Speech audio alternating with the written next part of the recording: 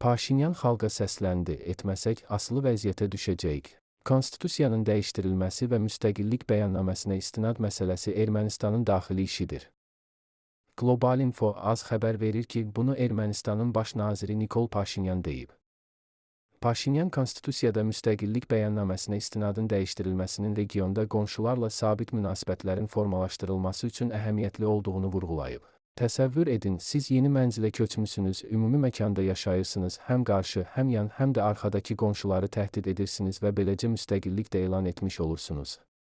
Təhdidlər altında bu mühitdə necə yaşaya bilərsiniz? Sadəcə xarici yardımlar və dəstək gözləməklə davam gətirmək mümkün ola bilər. Lakin hər dəfə xarici yardıma ümid bağlamaq sizi asılı vəziyyətə salacaq.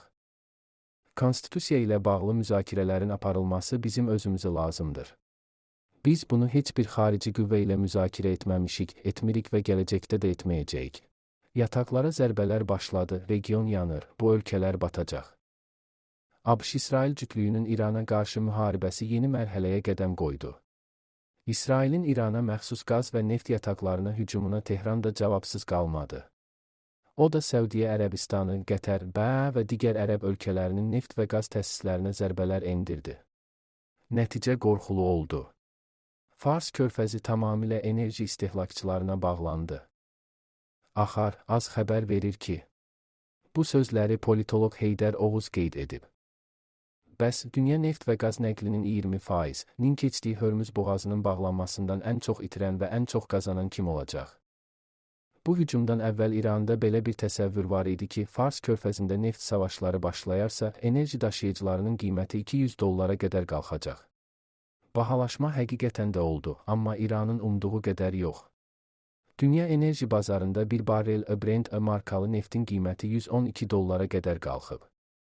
Ötən illərdə də bəzi məqamlarda qiymətlərin bu həddə olduğunu nəzərə alsaq, görərik ki, İranın ümidləri özünü doğrultmadı. Xatırladım ki, 2008-ci ildə neftin qiyməti $165 qədər yüksəlmişdi. 2010-2014-cü illərdə isə qiymətlər $90-100 arasında idi. İndiki qiymətlər də təxminən o civardadır. Təbii ki, neftin qiymətinin yüksək olması bütün sənaye ölkələrinin iqtisadiyyatına mənfi təsir göstərəcək. Üçüncü dünya dövlətləri də bundan ciddi şəkildə təsirlənəcəklər. Amma etiraf etməliyik ki, bu qiymət artımı dünyanın çəkə bilməyəcəyi yükə də çevrilməyəcək, o bildirib. Ekspert vurğulayıb ki, Fars körfəzində neft savaşlarının başlaması və Hörmüz boğazının tamamilə bağlanmasından ən çox itirən İranın özü olacaq. Böyük ehtimalla enerji müharibəsi nəticəsində İran ən böyük gəlir mənbəyi olan neft bazarını tamamilə əldən verəcək. Bir də bura darmadağın olmuş hasilat təsisatlarını əlavə etsək, cənub qonşumuzun itkilərinin qısa zamanda bərpa olunması mümkün görünmür. Sözsüz ki, körfəzin digər ölkələri də neft-qaz müharibələrindən itkisiz çıxmayacaqlar.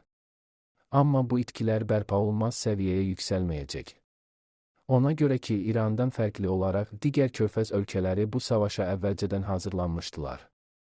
Məsələn, Səudiyyə Ərəbistanı 1980-ci illərdə başlayan İran-İraq savaşı dövründə Petrolini adlanan bir layihə üzərində işləmiş və ölkənin şərqindən Qırmızı dənizə qədər 740 kmlik kəmər çəkmişdi. İlk inşa illərində bu kəmərlə gündə 5 milyon barrel neft daşımaq olardı.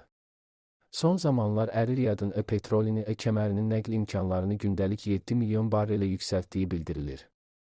Çünki o, bu illər ərzində boş durmamış, ikinci bir nəqliyyat xəttini də çəkmişdi.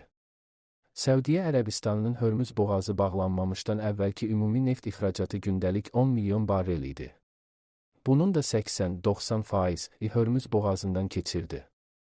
Yəni ölkənin Qırmızı dəniz sahillərindəki hasilatı cəmi 10% idi. Belə çıxır ki, Səudiyyə Ərəbistanı Hörmüz boğazından gündəlik 9 milyon barrel neft keçirirdi.